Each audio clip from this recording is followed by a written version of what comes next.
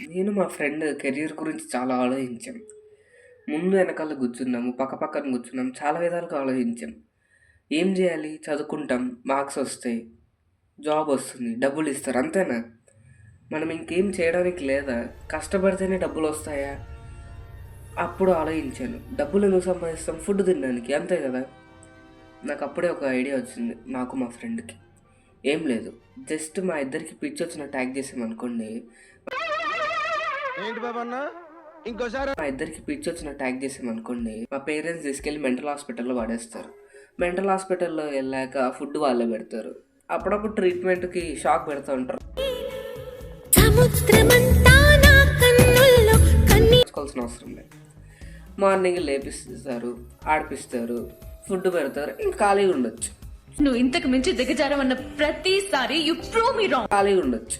Maximum ఏం career గురించి ఏం పెద్ద ఆలోచించాల్సిన అవసరం లేదు. కెరియర్ గురించి ఆలోచించి మనం మొత్తానికి పిచ్చోళ్ళు అవుతాం కాబట్టి డైరెక్ట్గా పిచ్చి హాస్పిటల్లో జాయిన్ అయిపోవడం బెస్ట్. ఇది రియలైజేషన్. ఎస్.